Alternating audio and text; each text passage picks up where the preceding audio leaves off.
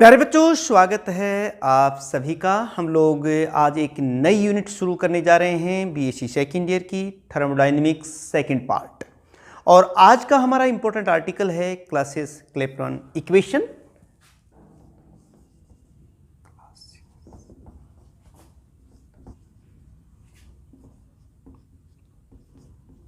Clausius-Clapeyron equation और state and prove the Clausius-Clapeyron equation. ये exam में बहुत बार ये क्वेश्चन पूछा जाता है, लेकिन इस इक्वेशन को ड्राइव और एक्सप्लेन करने के लिए हमें इसमें एक टर्म यूज करते हैं, लेटेंट हीट। इससे पहले हम इसको स्टार्ट करें, डिस्कस करें, चलिए हम पहले जान लेते हैं कि ये लेटेंट हीट ये क्या होती है।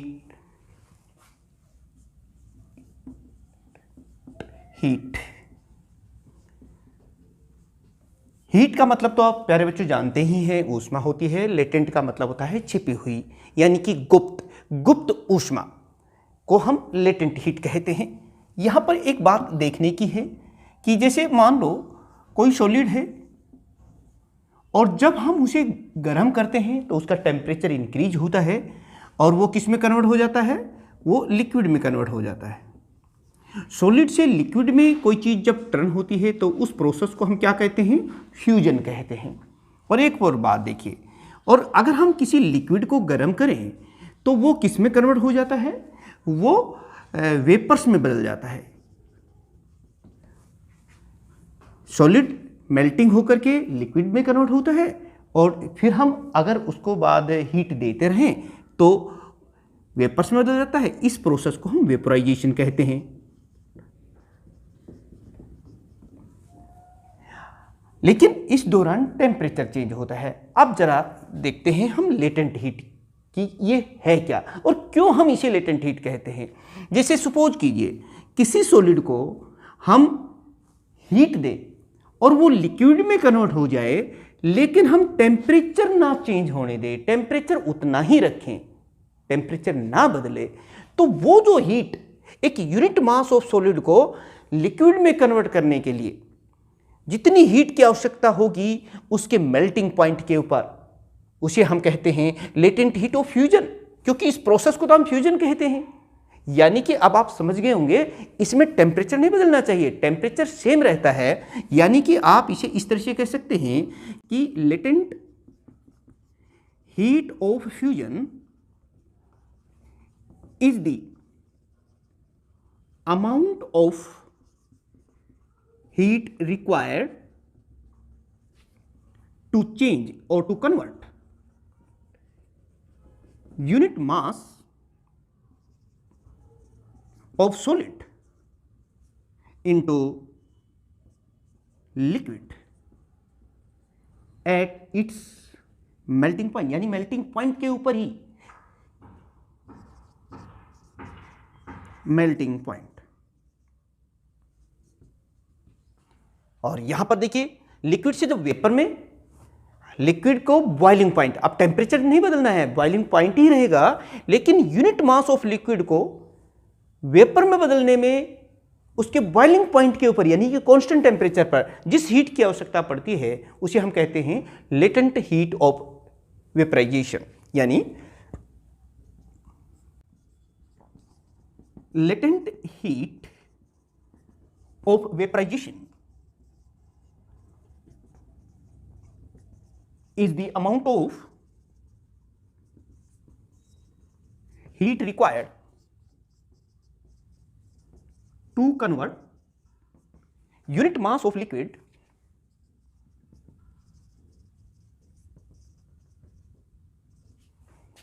into vapors at its boiling point।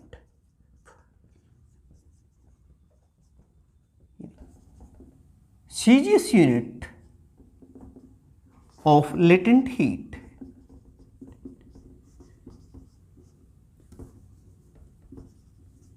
is, प्यारे बच्चों, ये होती है कैलोरी पर ग्राम। और ऐसा यूनिट क्या होती है,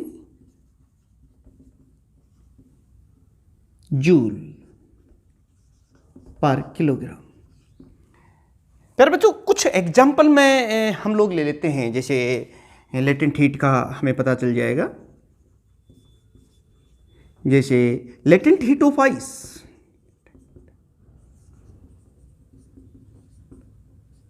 आइस इज क्या होती है, ये होती है 80 कैलोरी पर ग्राम सी, जिसमें अगर हम लेते हैं तो, यानी कि अगर हम 1 ग्राम आइस को उसके मेल्टिंग पॉइंट पर लिक्विड में यानी कि वाटर में कन्वर्ट करें तो हमें 80 कैलोरी हीट की आवश्यकता पड़ेगी, और ये उसकी लेटेंट हीट है, क्योंकि ये उसके टेम्परेचर को चेंज नहीं करती।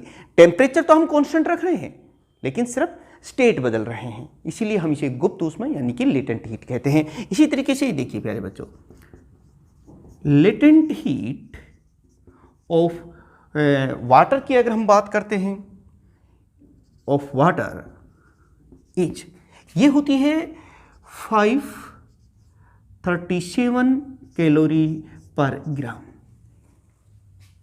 At its boiling point.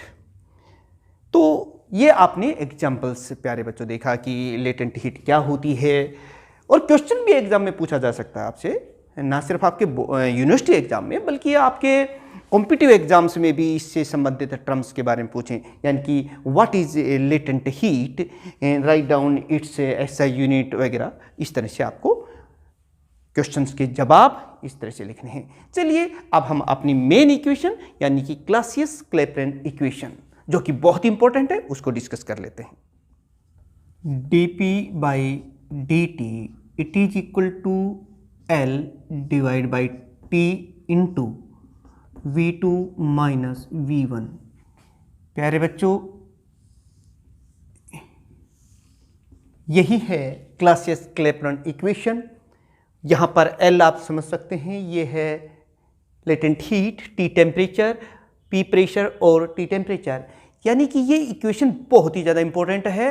ये किस काम आती है? It is used to study the effect of pressure on boiling point and melting point of the substance. यानी कि आप यही लिखेंगे कि this equation is used to study the effect of pressure. प्यारे बच्चों, आप नोट्स अपने बनाते रहिए। हैंड रिटन नोट्स, खुद के नोट्स जो होते हैं ना, बहुत अच्छे एग्जाम में स्कोरिंग करने के काम आते हैं।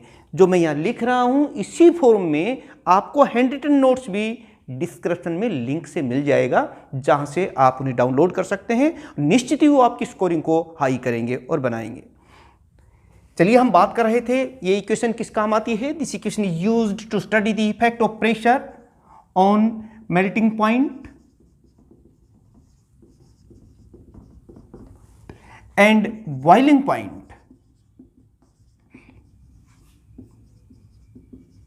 point of substance।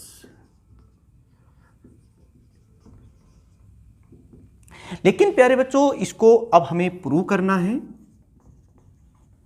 और प्रूव करने के लिए हम इसमें जो कार्नोट रिवर्सिबल साइकिल हमने पिछले जब थर्मोडायनामिक्स हमने स्टार्ट की थी तब हमने आपको बताया था कि रिवर्सिबल हीट इंजन क्या होता है, और वहाँ पर हमने प्रेशर वॉल्यूम ग्राफ भी प्लॉट किए थे, और कुछ isothermal expansion, adiabatic expansion, compression, ये सब प्रोसेस के बारे में बताया था, और efficiency of the Carnot engine को भी डिटेल में एक्सप्लेन किया था। उन्हीं टर्म्स को आज हम यहाँ यूज करने वाले हैं, और आप देखेंगे कि स्टेप बाय स्टेप हम इस इक्वेशन को कैसे प्रूव करते हैं। चलिए हम यूनिट सब्सटेंस ले लेते हैं। Consider unit substance. कोई भी एक हम यूनिट सब्सटेंस ले लिया। अब हम यहाँ पर प्लॉट कर रहे हैं कुछ आइसोथर्म्स इस तरीके से, प्रेशर वॉल्यूम ग्राफ। मेरे साथ साथ आप भी इन ग्राफ्स को प्लॉट करते रहिए। ये देखिए,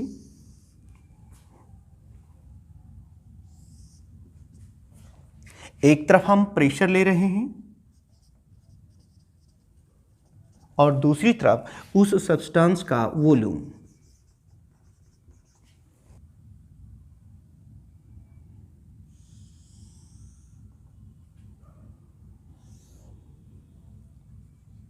A, B, C, D, it is an isotherms. यहाँ पर ये देखिए जो वॉल्यूम है वो V1 है और यहाँ पर जो वॉल्यूम है वो V2 है। मैं पॉइंट टू पॉइंट इसको एक्सप्लेन करते हुए हम लोग चलेंगे। ये हमारे पास एक आइसोथर्म है, यानी कि ABCD is an isotherm at temperature T degree kelvin. और प्रेशर क्या है यहाँ पर वो भी मैं बता देता हूँ। ये प्रेशर है P, यानी कि आप लिखते रहिए ABCD इज एन आइसोथर्म्स। इसी के लिए, इसी सब्सटेंस के लिए कांस्टेंट टेम्परेचर पर ये हमने एक प्रेशर वॉल्यूम ग्राफ खींचा है at temperature T degree kelvin. ये देखिए, अब यहां पर देखिए ये जो AB के अलोंग क्या होता है कि जो सब्सटेंस है वो सिर्फ वेपर स्टेट में एग्जिस्ट करता है। इसके नीचे अगर प्रेशर होता है तो अलोंग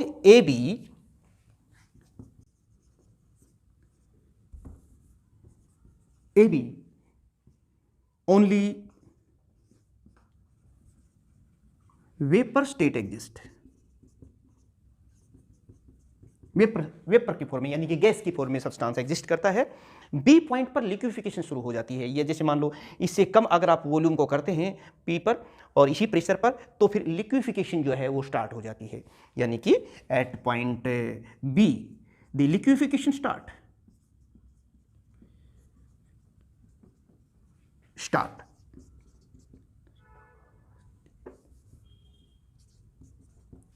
अब देखिए इसके अलोंग, यानी कि BC के अलोंग ये प्रेशर उतना ही है, लेकिन इस दौरान दोनों स्टेट जैसे लिक्विड और वेपर दोनों स्टेट साथ साथ एग्जिस्ट करती हैं, यानी along BC both liquid and vapour state exist. दोनों ही स्टेट एग्जिस्ट करती हैं। अब सी पॉइंट के ऊपर आकर के क्या होता है कि यहाँ तो सिर्फ लिक्विड स्टेट एग्जिस्ट करती है, यानी कि along CD only liquid state exist.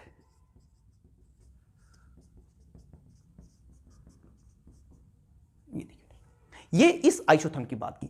एक ऐसी ही आइसोथर्म हम और प्लॉट कर लेते हैं at temperature T minus dt, थोड़ा सा लो टेम्परेचर के ऊपर, थोड़ा सा वो इस तरह से कर लेते हैं। देखिए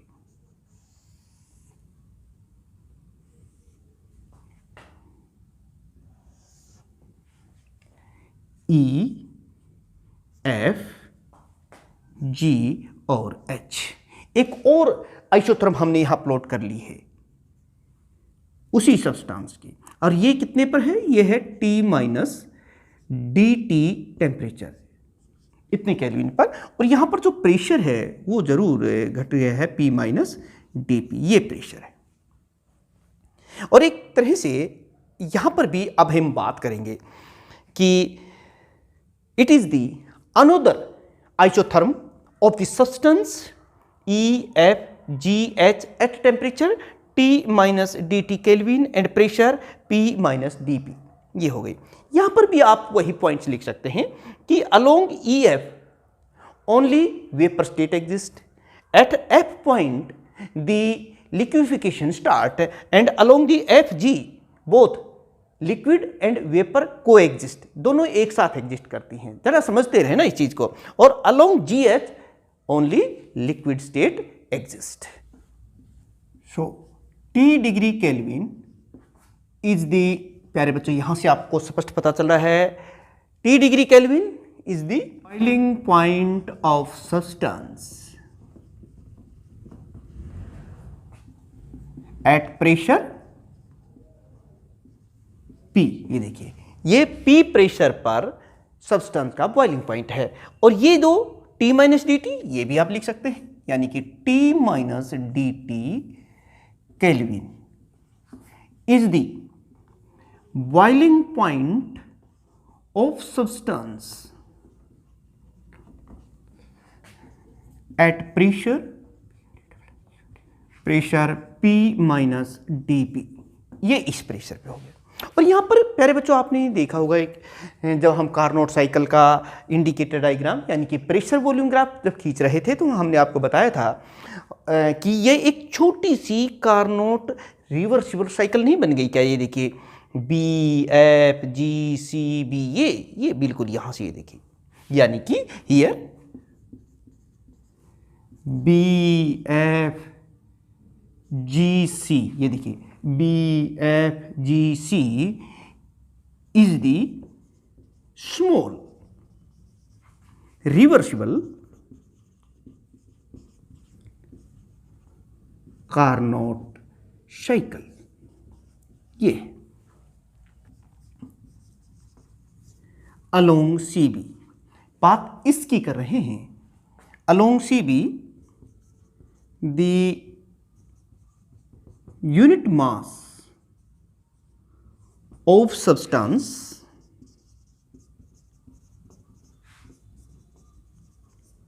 changes यहां पर from liquid to vapor, from liquid to vapor state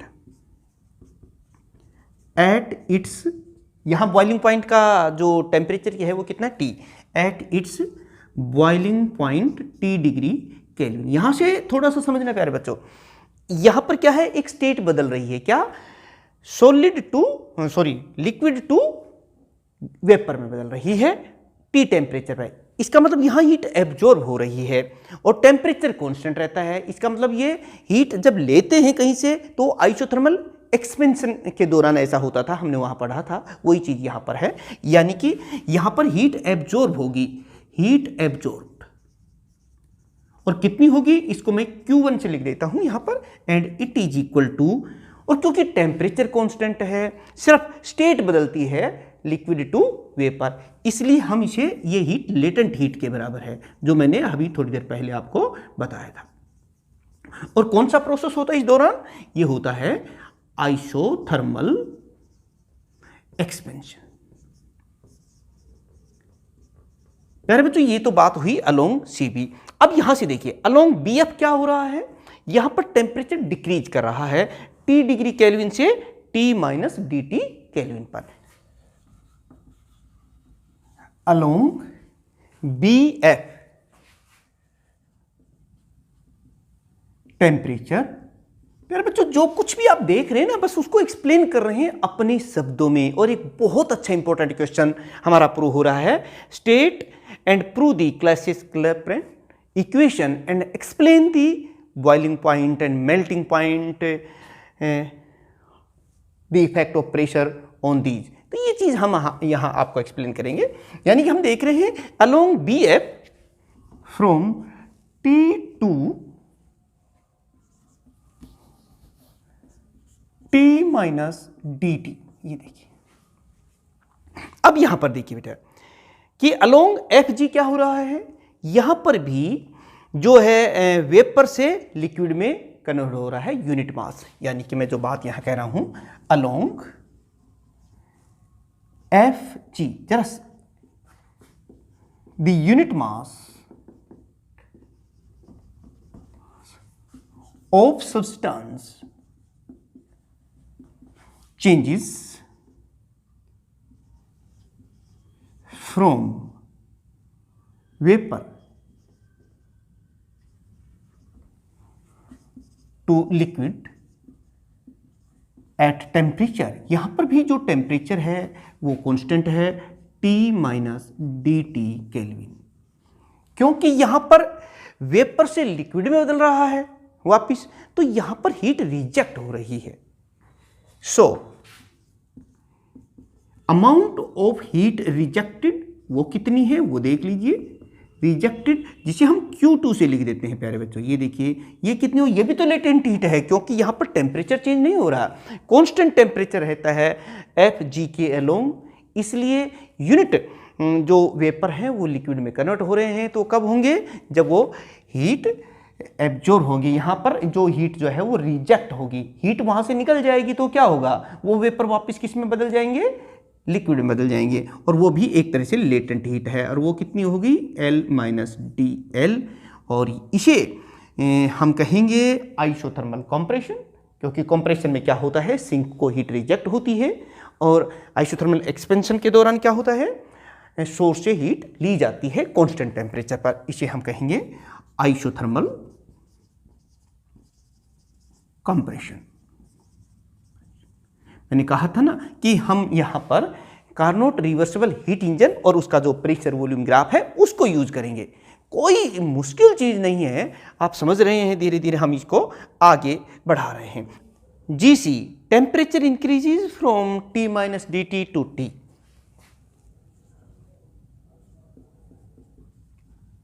temperature increases from T minus DT to T degree kelvin.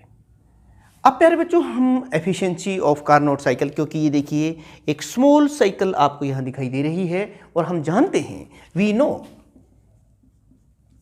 देखिए हम लोग जानते हैं कि ये वाली इक्वेशन हमें प्रूव करनी है। उसके लिए जो जो स्टेप्स हैं, एक बार जब आप कर लेंगे तो आपको भी ध्यान में आ जाएंगी, और आपके अगले स्टेप अपने आप आपके दिमाग में आएंगे।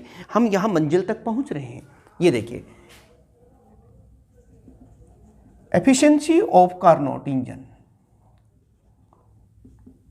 साइकिल या कार्नोट इंजन क्या थी वो आप जानते ही हैं। चलिए, क्या बताई थी हमने, टेम्परेचर की फॉर्म में बताई थी 1 माइनस T2 बाई T1, जहां T1 क्या है, टेम्परेचर ऑफ सोर्स, T2 क्या है, टेम्परेचर ऑफ सिंक। और यहां पर ये देखिए सिंक का टेम्परेचर T माइनस DT है, जबकि सोर्स का टेम्परेचर कितना है, T। यहां हीट एब्जॉर्ब होती है और यहां पर हीट रिजेक्ट होती है। तो फिर ये देखिए, ये क्या हो जाएगा, 1 minus DT divide by source. T1 के स्थान पर हम क्या लिख रहे हैं, T। इसको थोड़ा सा सोल्व कर दीजिए। ये देखिए, T minus T plus DT divide by T। इस T से तो T ये कैंसिल हो गया है, और आप देख रहे हैं यहां पर हमारे पास क्या आ गया है, it is equal to DT by T। एक तो ये आ गया। प्यारे बच्चों, हमने एफिशिएंसी दो तरीके से निकाली थी। अब हीट की टर्म में और ले लीजिए, वो क्या है, वो देखिए।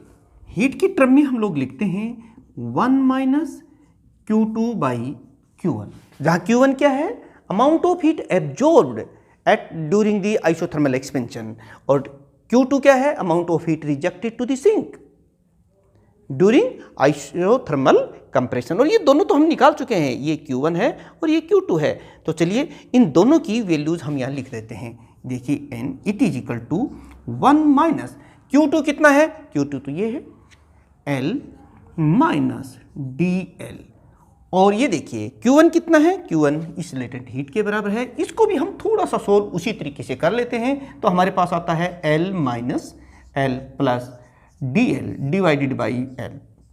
इस L से L ये कैंसिल हो गया है, और हमारे पास ये आ गया है DL by L।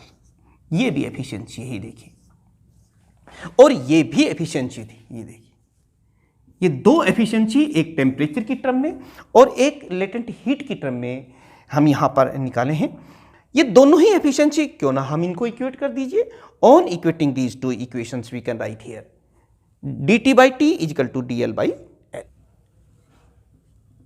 dt by t it is equal to dl by l। इसको थोड़ा सा हम इस तरह से रीअरेंज कर लेते हैं। कैसे, ये देखिए dl को हमने एक तरफ ले लिया है, तो ये क्या हो गया, l इन बाई टी। ये देखिए l हमने लेफ्ट साइड में ले गए, t यहाँ पहले से ही है, इनटू dt, ये dt हो गया है। इसको इक्वेशन 1 कर देते हैं। अब हम इस ये जो dl है इसकी वैल्यू निकाल लेते हैं, और वो बहुत आसान है। ये देखिए, आपके पास वर्क डन दो तरीके से हम लोग निकाल सकते हैं। पहला तो work done during a complete cycle, क्या किसके बराबर होता है, area enclosed in this cycle. यानी कि ये देखिए, work done during a complete cycle of reversible heat engine, it is equal to the area enclosed in cycle in reversible cycle या पीवी ग्राफ। और ये किसके बराबर, देखिए बेटे अगर ये बहुत ही छोटी सी, यहाँ पर ये क्या है, ये डिस्टेंस लेंथ इनटू ब्रेड्थ, और ये लेंथ ये कितनी है, ये डीपी, स्मॉल चेंज ये ना प्रेशर पर, तो इसको तो हम डीपी ही कह रहे हैं। और इनटू, आप यहाँ पर एक और पॉइंट देखिए, इनटू ये लेंथ जो दे रहे हैं BC कितनी है, ये तो है V2 माइनस V1। भाई लेंथ इनटू ब्रेड्थ वही तो होता है एरिया, यानी कि V2 माइनस V1, ये हो गया dp। ये वर्क डन आ गया। एक वर्क डन तो हमने ऐसे निकाल लिया, और एक वर्क डन प्यारे बच्चों आप जानते ही हैं कि Q1 हीट ली सोर्स से, और Q2 इजेक्ट जो है हीट रिजेक्ट कर दी सिंक को, तो फिर वर्क में कितनी कन्वर्ट हुई, अगेन वर्क डन, यही वर्क डन किसके बराबर होता है, Q1 माइनस Q2। और ये हमने बताया था अभी थोड़ी देर पहले, Q1 किसके बराबर है, ये है L के बराबर, और Q2 किसके बराबर है, ये है L माइनस DL के बराबर। अभी प्रूव किया था हमने, रखा था, तो इसको थोड़ा सोल्व कर देते हैं हम। तो L minus L plus DL, ये देखिए तो L से L ये कैंसिल हो जाएगा, और ये किसके बराबर हो गया, DL के। यानी कि ये जो वर्क डन है जो आपने यहाँ पर निकाला, इन दोनों को अगर हम इक्वेट करेंगे, क्योंकि दोनों ही वर्क डन के बराबर है, तो दिस इक्वेशन क्या बनी, वर्क डन किसके बराबर, DL। तो यहाँ पर हम DL लिख सकते हैं ना, ये देखिए आप देख सकते हैं, ये हम DL लिख सकते हैं, ये देखिए। और इसी इक्वेशन को अब हमारे पास DL की वैल्यू आ गई है इस इक्वेशन में, इक्वेशन 2 को। तो put this value of DL in equation 1, या using equation 2, equation 1 becomes dp into V2 minus V1। ये देखिए DL की वैल्यू मैंने यहां रख दी है, इट इज इक्वल टू, अब इसको थोड़ा रीअरेंज कर लीजिए, आपकी यही इक्वेशन देखिए आ जाएगी। कैसे, आप इसको इस तरह से लिखेंगे कि dp है तो यहाँ है ही, और dt को इसके नीचे लेफ्ट साइड में हम ले आते हैं, यानी कि dt and it is equal to L by T, यहाँ पहले से ही है। और ये जो V2 माइनस V1 है जो कि लेफ्ट साइड में, इसको हम राइट साइड में लेके जाते हैं, ये हो गया V2 माइनस V1। तो प्यारे बच्चों, this prove the Clausius-Clapeyron equation, this is the Clausius-Clapeyron equation, और इससे ही हमें प्रूव करना था। और मैंने शुरू में बता दिया कि थोड़ा सा अगर आपको कार्नोट साइकिल और कुछ जो प्रोसेस बताए थे उनके बारे में अगर आपको पता है, तो बहुत ही आसानी से आप इसे प्रूव कर सकते हैं। अब जो शुरू में मैंने एक पॉइंट और बताए थे, ये किस काम आती है, it is used to study the effect of pressure on boiling point and melting point of the substance. तो कैसे वो होता है वो हम स्टडी कर लेते हैं। इफेक्ट ऑफ प्रेशर, ये जो इसकी एप्लीकेशन है क्लासियस-क्लैपेरन इक्वेशन की, वो अब हम कर रहे हैं। Effect of pressure on boiling point of liquid. कैसे, देखिए प्यारे बच्चों, हम सभी जानते हैं कि जब किसी लिक्विड को हम हीट अप करते हैं तो वो वेपर में बदल जाता है, और जब भी वो वेपर की स्टेट आएगी तो उसका जो फाइनल वॉल्यूम होता है वो हमेशा इनिशियल वॉल्यूम से ज़्यादा ही होता है। यानी कि the final volume of liquid always remain greater than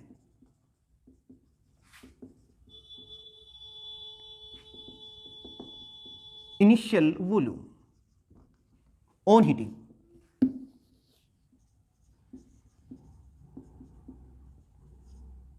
V2 is greater than V1।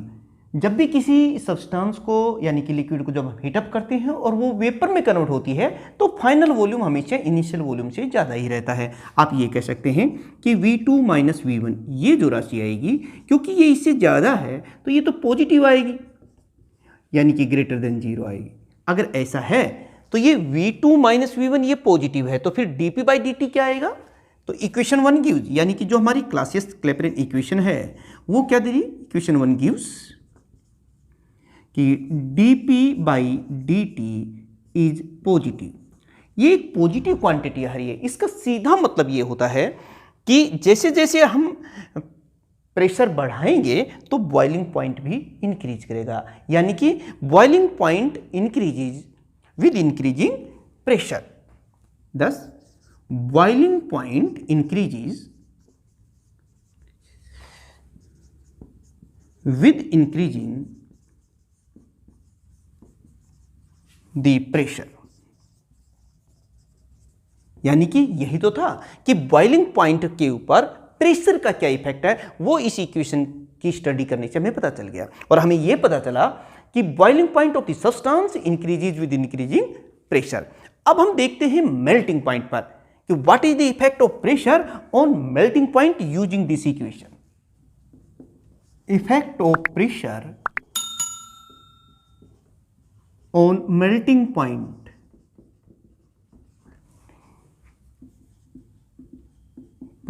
of substance or solids you can say। लेकिन प्यारे बच्चों यहां दो केस होते हैं। पहला केस तो यह है कि कुछ ऐसे सॉलिड्स होते हैं जो हीट करने पर वो एक्सपेंड करते हैं, यानी कि उनका जो फाइनल वॉल्यूम होता है वो इनिशियल वॉल्यूम से ज़्यादा होता है। यानी कि द सॉलिड्स विच एक्सपेंड, मतलब उनका वॉल्यूम बढ़ता है, एक्सपेंड्स ऑन हीटिंग। ज़्यादातर केस में ऐसा ही होता है। और ऐसे केस में क्या होता है कि जो फाइनल वॉल्यूम होता है V2 that will be greater than the initial volume शुरू में। यानी कि ये जो V2 माइनस V1 है ये पॉजिटिव आ जाएगा, ये देखिए। और जब ये पॉजिटिव होगा तो ये तो पॉजिटिव है ही दोनों, तो फिर dP बाई dt क्या होगा, dP बाई dt ये भी पॉजिटिव आ जाएगा। इसका मतलब ये हुआ कि प्रेशर बढ़ने से मेल्टिंग पॉइंट इन सब्सटेंस का इंक्रीज करता है, क्योंकि ये दोनों प्लस है। यानी कि the melting point of solid increases with increasing pressure. यानी कि प्रेशर के बढ़ाने से मेल्टिंग पॉइंट बढ़ जाता है उन सब्सटेंस का, उन सॉलिड्स का जो एक्सपेंड करते हैं हीट करने पर। लेकिन इसके विपरीत कुछ ऐसे सब्सटेंस भी होते हैं, द सॉलिड्स विच कॉन्ट्रैक्ट का मतलब होता है सिकुड़ना ऑन हीटिंग।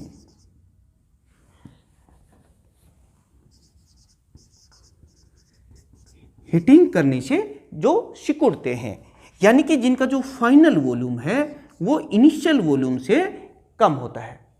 ऐसे सब्सटेंसेस के लिए ये V2 माइनस V1 क्या होगा, क्योंकि ये कम है ये ज़्यादा है तो फिर ये राशि तो नेगेटिव आ जाएगी ना, इट विल बी नेगेटिव और लेस देन 0। और जब ये नेगेटिव होगी तो प्यारे बच्चों देखिए, जब ये नेगेटिव होगी ये दोनों पॉजिटिव हैं तो फिर dP बाई dt क्या होगा, dP बाई dt जो है ये भी नेगेटिव आ जाएगा।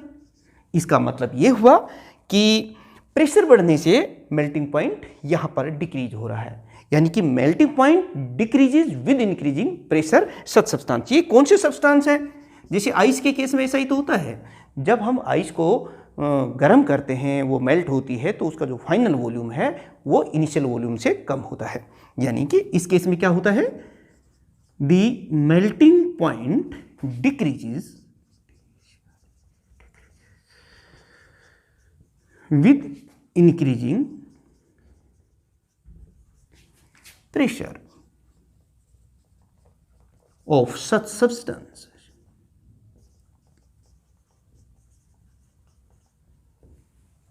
तो प्यारे बच्चों इस तरह से हमने बताया कि क्लासियस-क्लैपेरॉन जो इक्वेशन है इसको state and prove the Clausius-Clapeyron के बहुत ही इजी स्टेप्स में आपको मैंने समझा दिया है और आपने नोट्स बना लिए होंगे। फिर भी अगर नोट्स नहीं है तो डिस्क्रिप्शन में इसका लिंक आपको प्रोवाइड कर दूंगा जहां से आप डाउनलोड कर सकते हैं, जो आपके लिए बहुत ही ज़्यादा हेल्पफुल हो सकते हैं। और प्यारे बच्चों देखिए, इसमें हमने कैसे जो मेल्टिंग पॉइंट और बॉइलिंग पॉइंट्स हैं उन पर प्रेशर का क्या इफेक्ट है उसकी स्टडी करने के लिए इस इक्वेशन को यूज किया जा सकता है और इसको बहुत ही अच्छी तरीके से आपको समझ में आ गया होगा। और अगर ऐसा है तो मेरी तरफ से देखिए, मैं आपके लिए ये सब कुछ इतना कर रहा हूँ, समझा रहा हूँ, बता रहा हूँ सिर्फ इसलिए कि आपको बेनिफिट हो रहा है इस चीज़ का। लेकिन मेरा मकसद ये है कि ज़्यादा से ज़्यादा बच्चे जो बड़ी बड़ी कोचिंग सेंटर्स में नहीं जा सके वो भी अपने 100% स्कोरिंग कर सके, चाहे कॉम्पिटिटिव एग्जाम्स हैं और चाहे आपके उनके यूनिवर्सिटी एग्ज़ाम हैं। उसके लिए प्यारे बच्चों आपको इतना सा तो करना ही होगा कि ज़्यादा से ज़्यादा जो स्टूडेंट्स हैं उन तक इसको शेयर कीजिए ताकि वो भी इसका बेनिफिट उठा सकें। यस, और कुछ बच्चे जिन्होंने नया ही अभी इसको आज ही जुड़े हैं तो उनके लिए तो यही है कि आप अपने इस चैनल आईसी सर फिजिक्स को सब्सक्राइब कर लीजिए और बेल आइकॉन दबा के रखिए ताकि समय पर नोटिफिकेशन मिल जाए, क्योंकि हम लोग आपका पूरा सिलेबस जो है बहुत ही अच्छी तरीके से आपको समझाने वाले हैं और साथ में नोट्स भी प्रोवाइड करेंगे और एग्जाम्स से संबंधित कैसे प्रिपरेशन करें, कैसे तैयारी करें ताकि हाई स्कोरिंग आप कर सकें, वो वीडियोज़ भी अपलोड करेंगे। और आपको लगातार मोटिवेट करने के लिए भी सप्ताह में एक दिन मोटिवेशनल लेक्चर भी हम यहाँ पर अपलोड करेंगे, उनको भी आप ज़रूर देखें। इससे आपको थोड़ी सी सकारात्मक एनर्जी मिलेगी। और प्यारे बच्चों मिलते हैं एक और सेकंड लेटेंट हीट इक्वेशन, एक और इम्पोर्टेंट इक्वेशन के साथ जो कि बहुत ही इंपॉर्टेंट है। तक उन सभी स्टूडेंट्स का जिन्होंने किसी भी रूप में आज एक्टिव पार्टिसिपेशन किया है, लाइक किया है, शेयर किया है, पूरा वीडियो देखा है, अपना आर्टिकल तैयार किया है, उन सभी विद्यार्थियों का मैं यहाँ से थैंक्स करना चाहूँ। Thank you very much.